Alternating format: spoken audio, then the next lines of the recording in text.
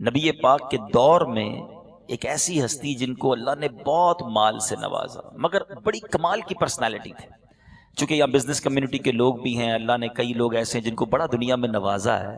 تو آج 3-4 ٹاپک کو کور کریں گے انہی کی سیرت کے اندر کہ اللہ تبارک و تعالیٰ نے اس شخصیت کو کیسا توکل دیا تھا، کیسی امت کی خیر خواہی کا جذبہ دیا تھا. یہ ایک ایسی شخصیت ہے جنہوں نے نبی پاک کی خوب خدمت بھی کی اور پھر انعام میں انہیں کیا ملا اس بارے میں جانیں گے. مگر یہ نوجوان تاجر مکے کا یہ مسلمان کیسے ہوئے؟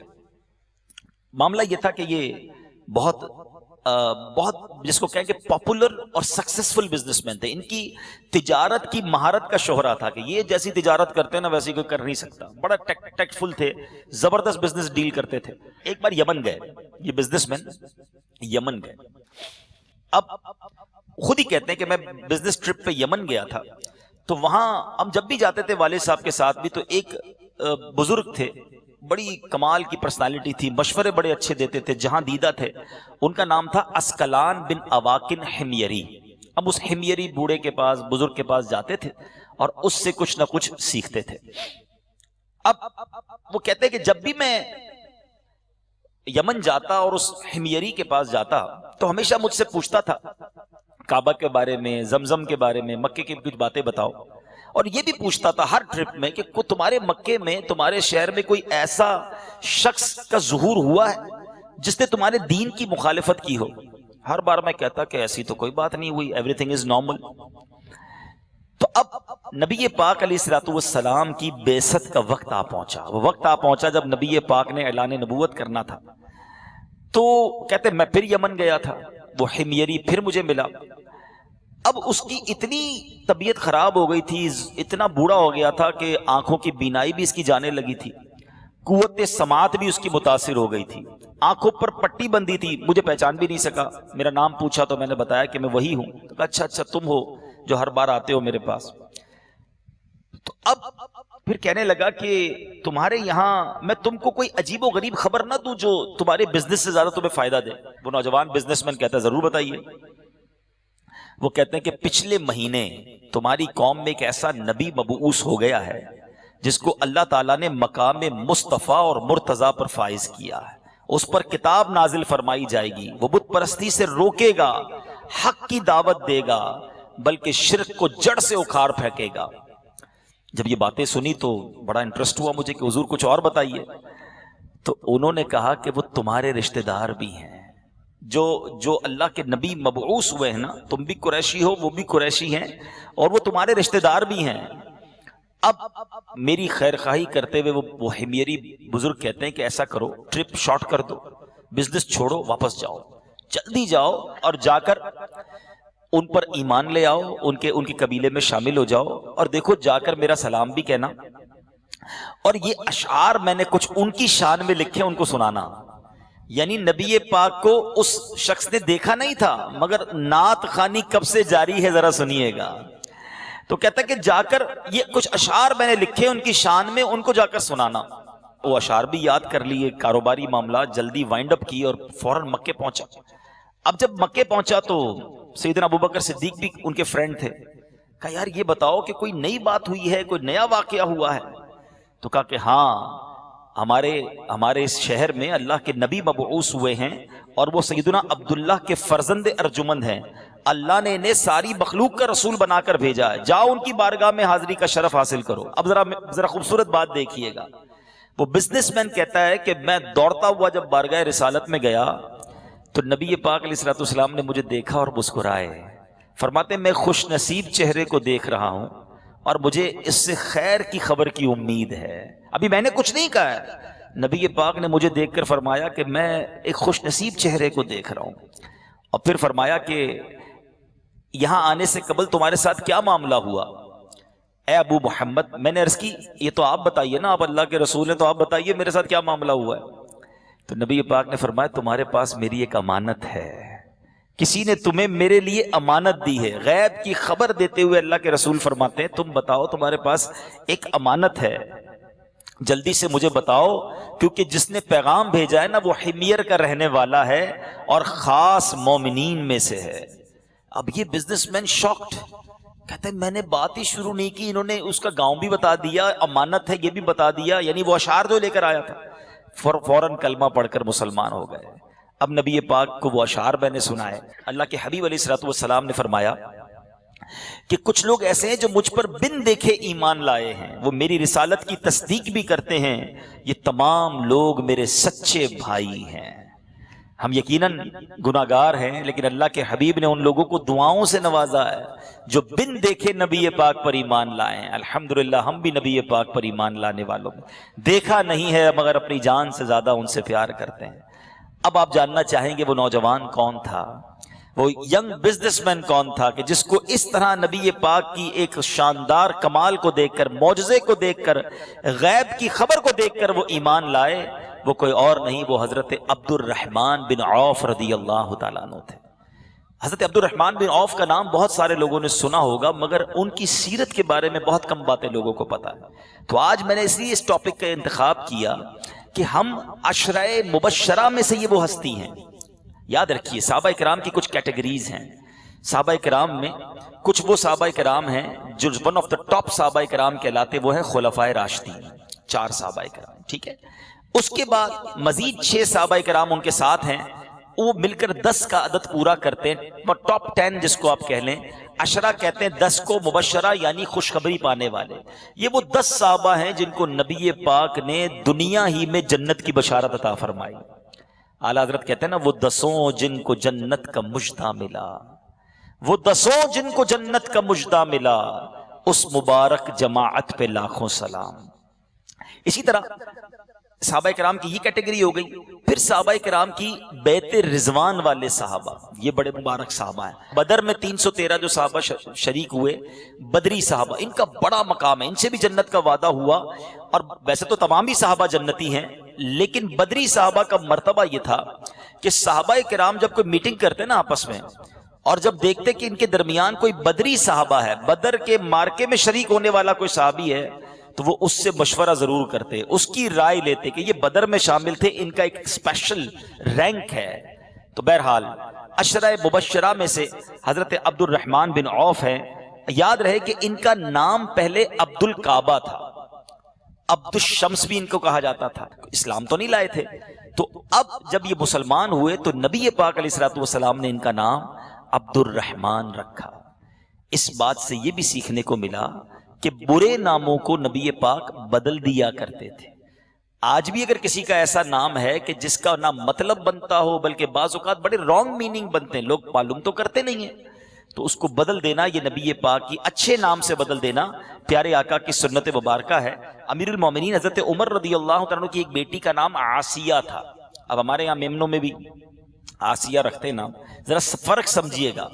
عاصیہ بالکل ٹھیک نام ہے الف سے، مگر یہ ہے فرعون کی زوجہ جو تھی، اور وہ 4 عظیم خاتون میں سے ایک خاتون حضرت عاصیہ، جنت میں جانے والی، جنتی عورتوں کی سردار بھی انہیں کہا گیا۔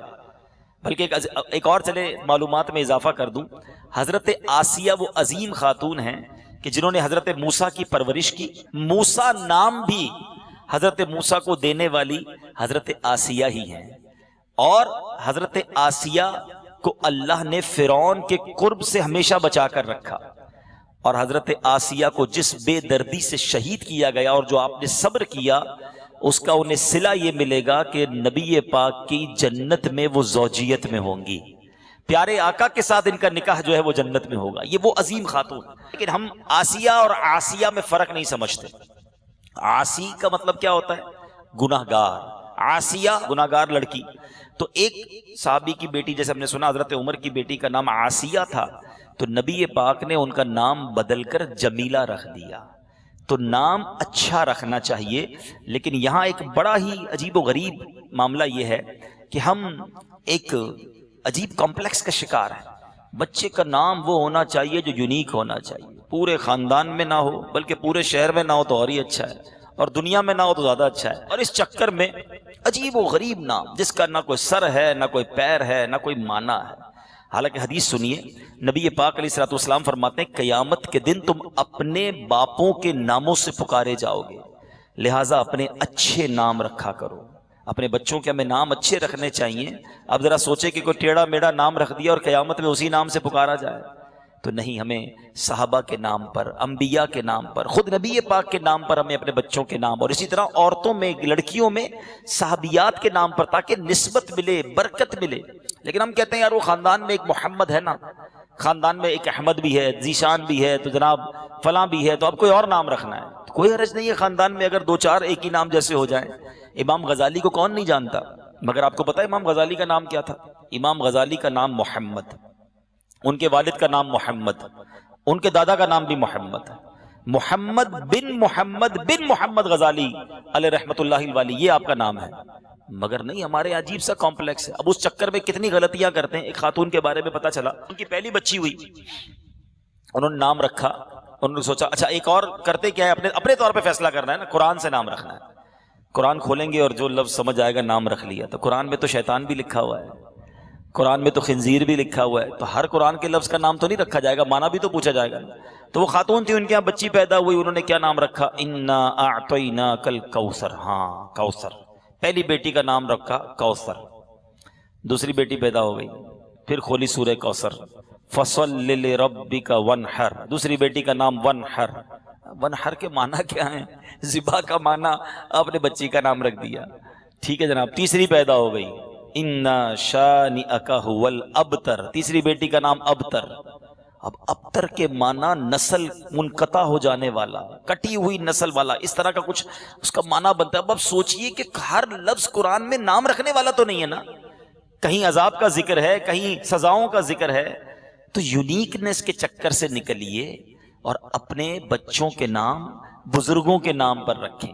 اور سبحان اللہ، صدر الشریعہ بدر الطریقہ مفتی امجد علی اعظمی کے فرماتے ہیں سب سے بہترین نام اگر کوئی ہے دنیا میں لڑکے کے لیے تو وہ نام محمد ہے، کیونکہ اللہ نے اپنے نبی کا رکھا نا۔ اگر کوئی اور نام اچھا ہوتا تو اللہ اپنے حبیب کا کوئی اور نام رکھ دیتا۔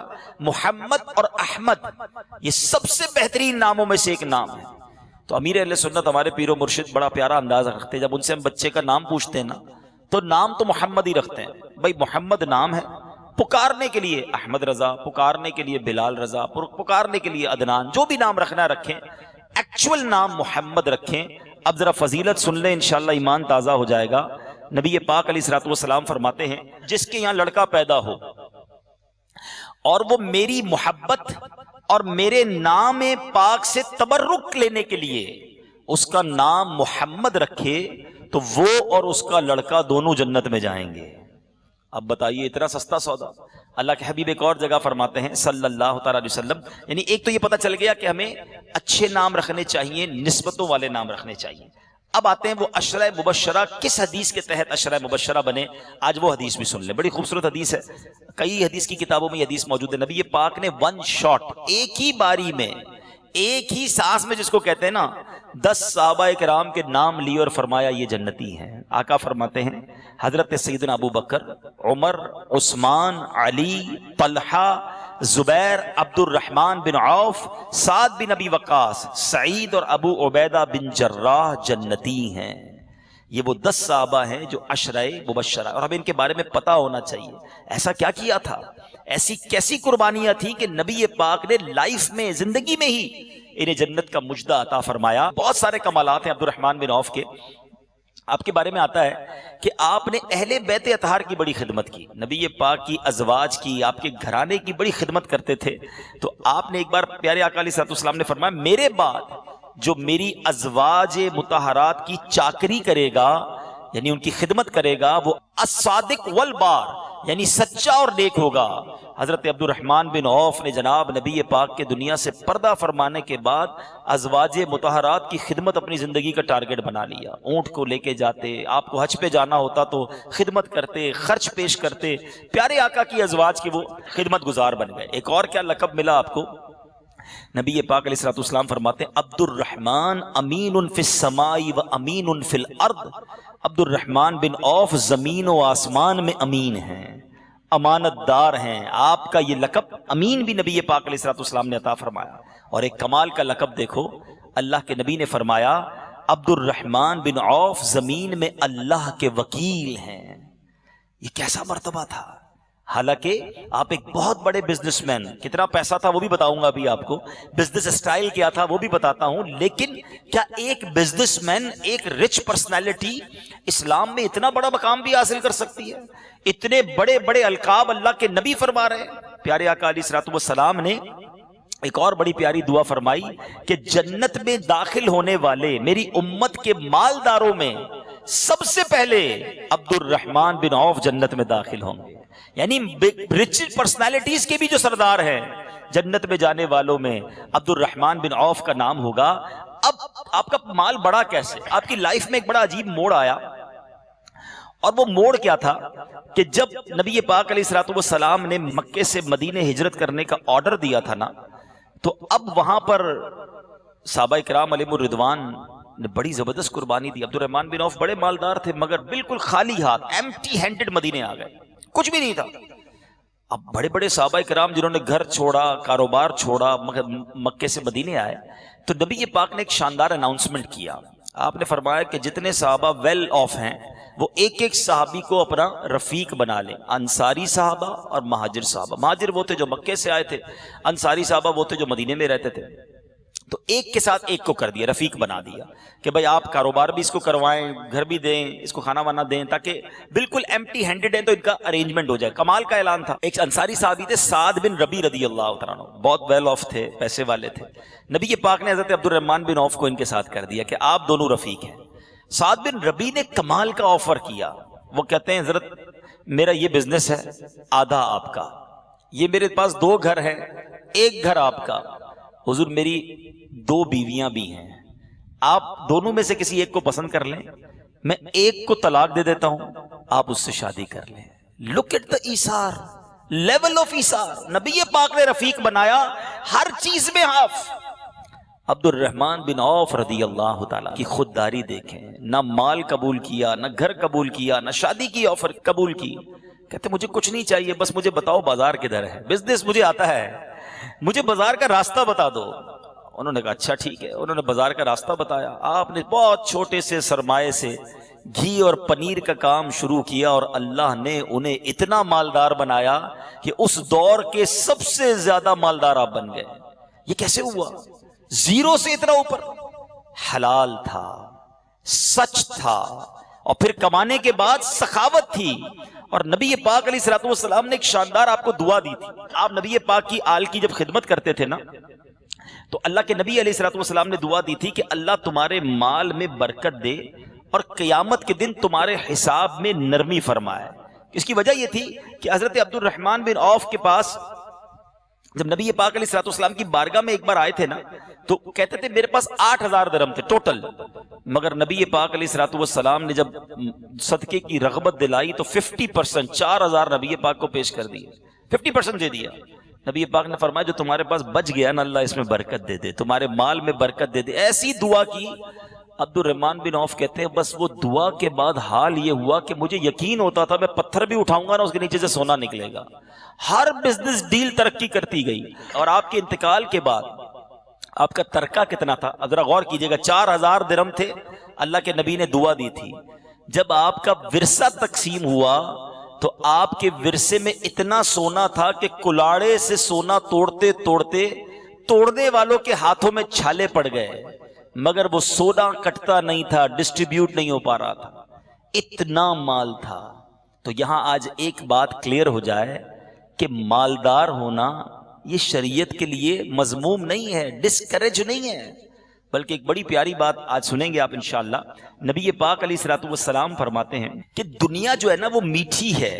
حدیث پاک کا مضمون ہے کہ جو اس کو حلال طریقے سے خرچ کرتا ہے، حلال طریقے سے کماتا ہے، اس کے لیے بڑی میٹھی ہے۔ عذاب اس کے لیے ہے جو تکبر کے لیے، دکھلاوے کے لیے، حرام ذریعے سے کمائے اور لوگوں پر پراؤڈ کے لیے کمائے، تو یہ اس کے لیے عذاب ہے۔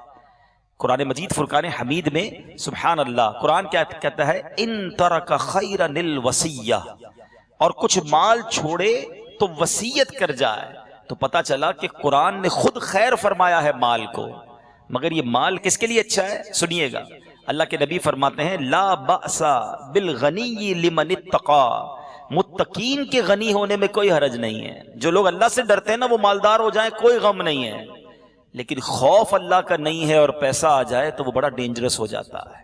یہ بہت باریک سی لائن ہے. اللہ مجھے اور آپ کو غنی کر دے، ہم یہ دعا ضرور کرتے ہیں، مگر ساتھ تقوی کی دولت بھی عطا فرمائے. کچھ لوگ بڑی عجیب بات کرتے ہیں، حرام کما رہے ہوتے ہیں، غلط کام کر رہے ہوتے ہیں، کہتے ہیں بہت اللہ کا کرم ہے، یہ سب اللہ کی مہربانی ہے، اللہ نے مجھے بہت نوازا ہے. حرام کام کر کے، حرام کما کے آپ یہ کہہ رہے ہیں اللہ نے نوازا. سمجھنا پڑے گا، ایک بڑی باریک لائن ہے. علماء سے پوچھا گیا کہ اللہ تعالیٰ ہمیں جو مال دیتا ہے، ہمیں جو شہرت دیتا ہے، ہمیں جو عزت دیتا ہے، یہ ہمیں کب پتا چلے کہ یہ نعمت ہے یا آزمائش ہے؟ ویری بیوٹیفل آنسر، اس کو آج یاد کر کے جانا ہے. جو نعمت، جو مال مجھے اللہ سے قریب کر دے، سمجھ لو وہ اللہ کی نعمت ہے. اور جو مال، جو عزت، واٹ ایور نعمت مجھے ملے اور میں اللہ سے دور ہو جاؤں تو سمجھ لے یہ میری آزمائش شروع ہو گئی ہے، یہ مجھے سمجھ لے تباہی کی طرف لے کر جا رہی ہے. سیدنا عبد الرحمن بن عوف رضی اللہ تعالیٰ کی سیرت مجھے اور آپ کو سب کو درس دے رہی ہے. آپ کا توکل کیا تھا؟ زیرو تھے، ہاتھ نہیں پھیلایا. یہ بہت سو کے لیے درس ہے. ذرا سی تنگی ہوتی ہے، تھوڑے پیسے کم ہو جائیں، لوگوں سے مانگنے نکل جاتے ہیں. نہیں، حدیث میں یہ انگارہ کہا گیا. بات بات پر نہیں مانگنی چاہیے کسی سے مدد. شاعر کہتے ہیں نا، کسی کا احسان کیوں اٹھائیں، کسی کو حالات کیوں بتائیں، تمہیں سے مانگیں گے تم ہی دو گے، تمہارے در سے ہی لو لگی ہے. توکل تھا نا، خودداری تھی، اور پھر تھوڑا مال آیا، خرچہ کرنا شروع کر دیا اللہ کی راہ میں. اللہ نے کتنی برکت ڈال دی. تو آج جو بیان کا مین ٹاپک ہے نا، وہ یہ ہے کہ شریعت ہمیں مال کمانے سے منع نہیں کرتی. پیسے والا ہونا اسلام میں مذموم نہیں ہے، مگر ساتھ تقوی ہونا چاہیے، خوف خدا ہونا چاہیے کہ کہیں یہ مال مجھے متکبر نہ کر دے، لوگوں پر ظلم کرنے پر مجبور نہ کر دے. اللہ کرے کہ آج سیدنا عبد الرحمن بن عوف رضی اللہ تعالیٰ عنہ کی سیرت کا یہ صدقہ میں اور آپ آج سیکھ جائیں کہ اچھا ہونا کیا چاہیے. اصول بھی کیا کہتا ہے ذرا سوچئے گا. ایک بندہ گناہگار ہے، ٹھیک ہے، اور غریب بھی ہے، اللہ اسے مال دے. عقل کیا کہتی ہے کہ اب اس کی سجدے بڑھنے چاہیے، اس کی فرما برداری بڑھنی چاہیے، اس کے صدقہ خیرات بڑھنا چاہیے. مگر الٹا معاملہ ہے، بندہ غریب ہوتا ہے تو گناہ تھوڑے ہوتے ہیں، امیر ہوتا جاتا ہے تو گناہ بڑھتے چلے جاتے ہیں، پر نکلنا شروع ہو جاتے ہیں. یار میرے تو بڑے ارمان تھے یہ بھی گناہ کرنے کے، پیسے ہی نہیں تھے، اب پیسے آئے ہیں، چلو اب یہ بھی گناہ کرتے ہیں، اب یہ بھی عیاشی کرتے ہیں. استغفر اللہ. عقل یہی کہتی ہے اللہ ہم پر کرم بڑھائے، اللہ ہم پر مہربانی کرے تو ہم اس کی فرما برداری کو بڑھائیں، نافرمانی کو نہ بڑھائیں. تو یہ حضرت عبد الرحمن بن عوف گویا دوسرے لفظوں میں ایک رول ماڈل ہے بزنس کمیونٹی کے لیے، ایک رول ماڈل ہے مالداروں کے لیے کہ یہ بھی مالدار تھے مگر ہر غزوے میں نبی پاک کے ساتھ تھے، روزہ دار تھے، عبادت گزار تھے، صدقہ خیرات کرنے والے تھے، فقیروں کی مدد کرنے والے تھے. تو کاش میں اور آپ بھی ان کی سیرت کا یہ پہلو اپنا لیں. اور یہاں میں ایک دعوت لے کر بھی آیا ہوں. میں کئی بار ماشاءاللہ اس گھر پہ آتا ہوں اور ماشاءاللہ یہاں ہمارے کئی بھائی مجھے سننے بھی آتے ہیں اور ماشاءاللہ ہر مہینے یہ اجتماع کرتے ہیں. اللہ اس گھرانے کو سلامت رکھے اور برکت عطا فرمائے. لیکن میں یہ چاہتا ہوں کہ یہ جو کنٹینیوٹی ہے نا، یہ اب تھوڑی سی ایک سٹیپ اور آگے بڑھنی چاہیے کہ میرا اور آپ کا یہاں آنا، آ کر بیان سننا، اس کے بعد نیاز کھانا، چلے جانا. حضرت عبد الرحمن بن عوف بزنس مین تھے مگر سارا دن بزنس کرنے کے بعد بھی دین کا کام بھی کرتے تھے. میں اب آپ سب سے پوچھتا ہوں کہ آپ دین کا کیا کام کر رہے ہیں؟ سنتوں کی آپ اور میں کیا خدمت کر رہے ہیں؟ اپنی زندگی کے بارے میں سوچیں. صبح سے لے کر شام تک آفس ہے، فیکٹری ہے، بزنس ہے، میری وجہ سے ہمارے دین کو کیا فائدہ ہو رہا ہے؟ تو ہمیں دعوت اسلامی یہ موقع دیتی ہے، بزنس کمیونٹی کو بھی موقع دیتی ہے. ہر جمعرات کو ڈیفنس کے لوگوں کا اجتماع، بڑی قریبی ہماری مسجد ہے جامع مسجد فیضان اسلام، وہاں ہوتا ہے. ہر جمعرات اس اجتماع میں آئیے، اکیلے نہ آئیے، کسی کو لے کر آئیے. اس سے فائدہ کیا ہوگا کہ ہر تھرسڈے آپ کی کوئی نہ کوئی ایکٹیویٹی ہو جائے گی. جمعرات کی رات تو ویسے بھی دعاؤں کی قبولیت کی رات ہے. پھر اس کے بعد وہاں مدرسۃ المدینہ بالغان ہوتا ہے جس میں قرآن پڑھایا جاتا ہے. ہم میں سے کتنے ایسے ہیں جو تلفظ سے قرآن پڑھنا جانتے ہیں؟ 15-20 منٹ اس میں بھی بیٹھ جائیں. روز نہیں آ سکتے، ہر دوسرے تیسرے دن آ جائیں تاکہ آپ کا روزانہ کچھ نہ کچھ دین میں حصہ ہو. پھر اس کے بعد یہ ماشاءاللہ ہمارے اسلامی بھائی دیگر لوگوں کو نماز کی دعوت دیتے ہیں، کبھی ان کے ساتھ کسی اور کو نماز کی دعوت دینے چلے گئے. زندگی دیکھیں ایسی گزر جائے گی. ہم میں سے کئی تھوڑے دنوں پہلے ہی ایسا لگتا تھا جوان تھے، اب ہم بوڑھے ہوتے جا رہے ہیں. تھوڑے دنوں بعد دنیا سے بھی چلے جائیں گے. کچھ کر کے جائیے. صحابہ کرام علیہم رضوان کی سیرت سے آج یہ مدنی پھول، یہ نقطہ لے کر جائیے کہ جس طرح انہوں نے بزنس کے ساتھ ساتھ اپنی فیملی لائف کے ساتھ ساتھ دین کی بھی خدمت کی ہے. آج کے دور میں مشکل نہیں، آسان ہو گیا ہے. صحابہ کرام کے دور میں مشکل تھا، دشمن بھی تھے نا سامنے، نماز پڑھتے تھے تو مارتے تھے. یہاں تو کوئی ہمارے روکنے والا نہیں ہے، ہمیں عزت بھی دیتے ہیں لوگ. آج کل سواریاں ہیں، گاڑیاں ہیں، پہلے اونٹوں گھوڑوں پر سفر کر کے لوگ حدیث سننے جاتے تھے. تو خدا را 24 گھنٹے میں سے 1 سے 2 گھنٹے اپنی آخرت کے نکالیے. آخری بات کرتا ہوں، 1-2 باتیں بڑی اہم ہیں. لائف جو ہے نا کتنی سپیڈ سے جا رہی ہے ہمیں پتہ نہیں ہے، اور ہم کبھی بھی دنیا سے چلے جائیں گے. آج کل ہمارے موبائل پہ میسج آتا ہے کہ جناب آپ کا بیلنس ختم ہونے والا ہے، آپ ٹاپ اپ کرا لیجئے، اتنا ڈیٹا رہ گیا، کل پرسوں ختم ہو جائے گا. ہم فوراً اس کو ارینج کرتے ہیں کہ یار بیلنس ڈلواؤ ورنہ یہ بیلنس ختم ہو جائے گا. مگر لائف میں ختم ہونے کا کوئی میسج نہیں آتا ہے. کسی کو یہ پیغام نہیں آتا کہ جناب 30 دن رہ گئے ہیں، اب توبہ کر لو، اب نمازیں پڑھ لو، اب کچھ آخرت کی تیاری کر لو. اب جناب 7 دن رہ گئے ہیں، سجدے زیادہ کر لو، قبر روشن کرنے کی فکر کر لو. اب لاسٹ 24 آورز ہیں، آخری میسج، اب مسجد میں جا کے بیٹھ جاؤ، کلمہ پڑھنا شروع کر دو. کوئی میسج نہیں آتا. صبح لوگ صحیح سلامت گھر سے جاتے ہیں، شام مرنے کی خبر آتی ہے، جنازہ گھر آتا ہے.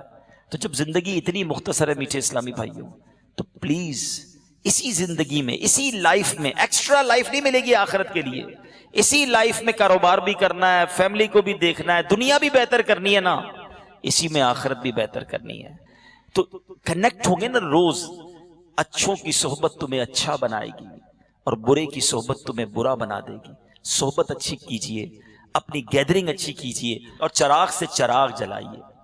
حضرت عبد الرحمن بن عوف کی آج باتیں سنی ہے نا، بزنس کے ساتھ ساتھ کتنا بڑا دین کا کام کیا. تو میں نے اور آپ نے بزنس کے ساتھ ساتھ کیا دین کا کام کیا. ہم چاہیں تو کر سکتے ہیں. اس دور سے زیادہ آسان ہے آج دین کا کام کرنا. اللہ کرے کہ ہم کرنے والے بن جائیں. اللہ تعالیٰ مجھے اور آپ کو عمل کرنے کی توفیق عطا فرمائے. آخر میں ایک بار پھر دعا گو ہوں، رب کریم صاحب خانہ جس محبت کے ساتھ یہ اجتماع سجاتے ہیں، اللہ ان کو اس کی بہترین جزا عطا فرمائے. اور عشرہ مبشرہ کا ذکر ہوا ہے، وہ مبارک ان 10 ہستیوں کا ذکر ہوا ہے جنہیں اللہ کے نبی نے زندگی میں ہی جنت کی بشارت دی ہے. اللہ ان کے صدقے ہمیں بھی بلا حساب جنت میں داخلہ عطا فرمائے.